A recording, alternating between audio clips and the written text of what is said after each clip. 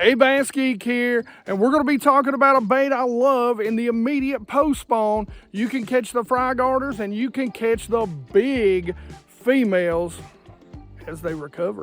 What's going on, geeks, man? I hope you guys are excited about this because this is a great bait. It's great in the fall, it's great in the pre-spawn, but I'm going to talk to you today about when, where, and why to throw it right in the early post spawn. This is a bait that can really get you some big bites, and if nothing else, it'll tell you where they are because they will come up to look at it. Hey geeks, make sure you go check out the BassGeek hats.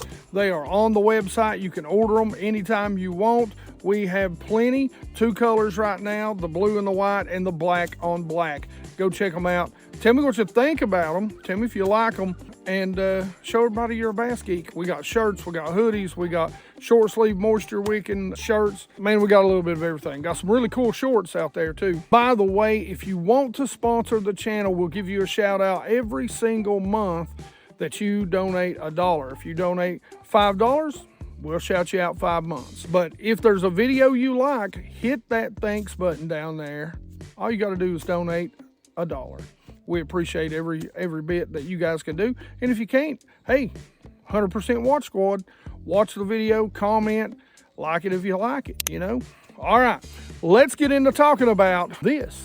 Check this bad boy out, guys. This is the Pulse Lures Swimmer. Now, of course, I went with the Fast Sink. What is it with me and the wildlife lately? I got 2 owls calling to each other while I'm sitting here. Check it out. It's got a removable tail, just screw locks up on there. You can order a bunch of those. Multi-joint, nice oversized eye. Really good looking bait. It comes in a couple different colors. I got the Fast Sink. You can get the slow sink. And did I say it was 6 inches already? If not, it's a 6-inch swim bait. You can throw this on a heavy action if you want to, or I like to throw it on a medium heavy action fast tip.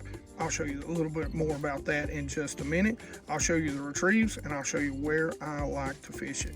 All right, let me show you how I tie this on.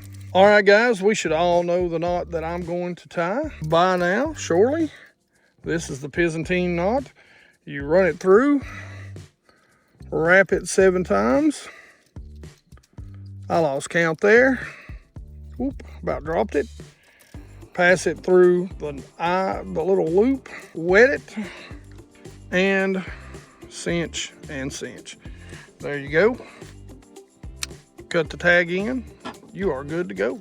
All right, let's talk about rod, reel, and line setup. Now, this rod and reel both are discontinued, but I will tell you that TFO is redoing this series of rods, but I'll share those with you when they're ready and they're out. I will put a link in to a very comparable in price and in action rod from TFO. Actually, probably going to come out a little cheaper as their professional series is probably where I'm going to send you.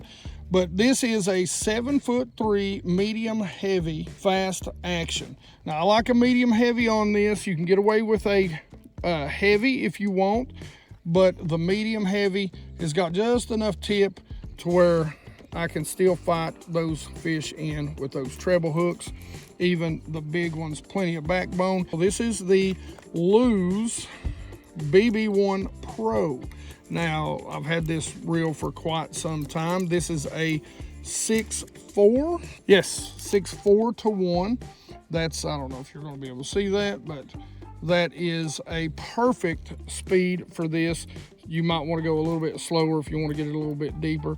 I can slow down better than I can speed up for whatever reason. But that's the reel that I like. Now, their new BB1 Pro will work just fine. It's a great reel. I've got a couple already. As far as line, I'm going to throw, 12 to 15 pound test.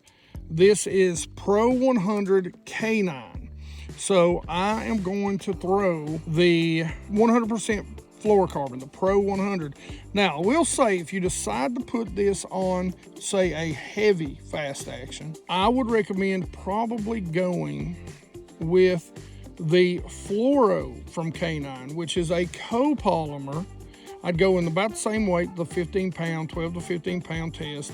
And that's gonna give you a little bit more line stretch, so you're not gonna rip those hooks out when you get a big bass on. All right, let's talk about casting this bad boy, retrieving this bad boy, and hook setting when you get to catch a big one. So this bank right here is a perfect place where I'm at, where the fry will get up here. They'll get around, you know, a lot of these lay downs. They'll get up here around any sort of wood, and there's a ton of wood down through here. And so one of the things that I like to do is just cast it up there, and we're just gonna cover water, and we're just gonna work this bait right back. Now, one of the other things that I'll do, as you can see, I'll just give it a couple of twitches every once in a while, pause it, get it going again, maybe give it a couple of twitches.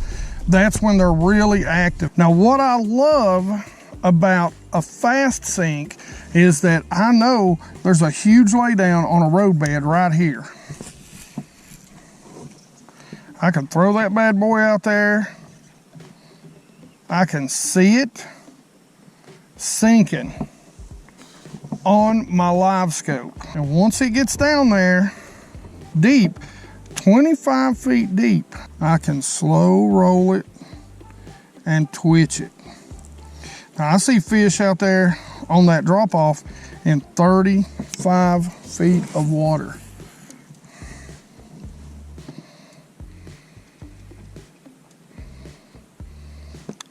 Now, it will take it a minute to get down there, but the good thing about it is you can let it slow sink right where you want.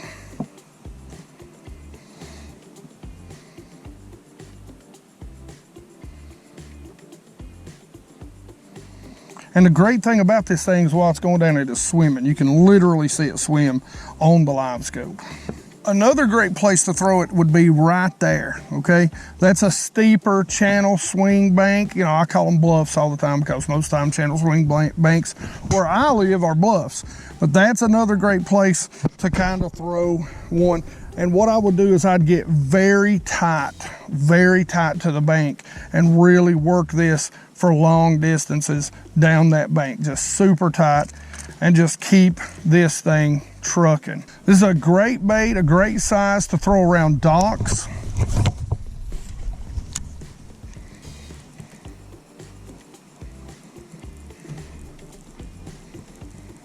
Now, best conditions to throw this bait, you know, it's a hard bait, guys.